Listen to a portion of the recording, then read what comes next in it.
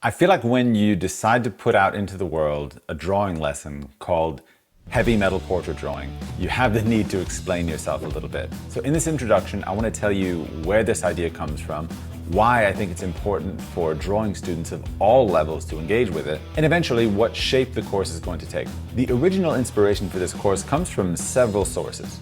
The first of which, and maybe the most important, is the drawings of Vasily Grebennikov. He was a Russian artist that studied at the Repin Academy in the 1960s and left behind a portfolio of maybe 6 or 7 drawings, all of which are flat out total bangers. Every one of them is informed with style choices and an intensity that I really wanted to find a way to integrate into my own work. It occurred to me at that time, though, that the essential idea here of observing an artist's incredible work and incredible style and wanting to assimilate parts of it for myself was something I likely shared with every single artist across the entire face of the planet. It was at that point I started to ask the question, how do artists learn about a style? The one that occurred to me first and bears the most relevance to the development of this course was how magazines and newspapers have what they call a style guide. It's a series of rules that indicate what kind of fonts are used, what kind of punctuation is used, what notations look like, and really informs the decision-making flowchart of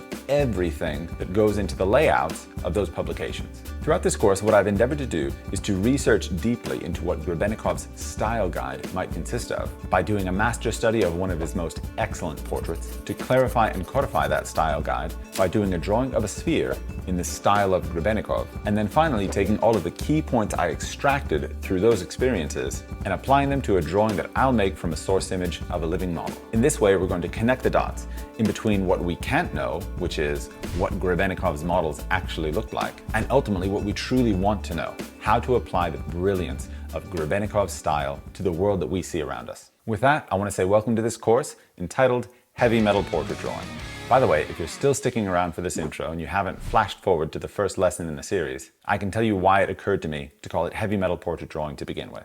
Personally, I'm a huge fan of European football, and I have been for a decade or so. Now, watching the game is one thing, but what real sports fans do is watch all of the characters that also surround the game. Now, the primary protagonists many times in the world of football are in fact the managers of the teams themselves. And there are 2 in specific that factor into this story. One represents the team that was my first love in English football, and that's Arsene Wenger. He's a manager of French origin and comported himself like a philosopher turned football coach. And the other is an import from the German Bundesliga named Jurgen Klopp, who became the coach of Liverpool Football Club. Now, Jurgen was speaking at a press conference about a game that his team had against Arsene Wenger's Arsenal team. And he made a statement about the divergent styles of the 2 teams. He said that Arsene's teams like to play beautiful football, full of possession and passes, that the way they operate was like a symphony, but it was a silent song. In contrast to that, he said he likes heavy metal more. He always wants it loud. Now, completely outside of the world of drawing and painting,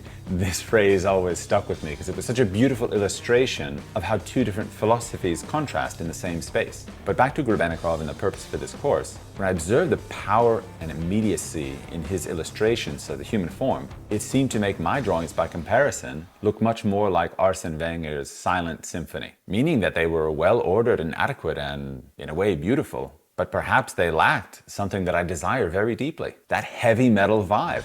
I like it loud, and I want my drawings to show that. So it's with that particular contrast and desire in mind that we're going to embark on this course with the desire of unpacking what the mechanics of style are, how we assimilate style into our own work, and eventually manifest the vision in our work that we truly desire. Thank you so much for spending some time and watching this introduction to heavy metal portrait drawing. If you're interested in learning more about this course or learning to draw better by using all of the lessons that I have available on my Patreon page, you can follow a link in the description of this video. It'll take you direct to my sign-up page, and for just $10, you can get access to tons of highly actionable drawing and painting lessons and start to make meaningful progress in your art education.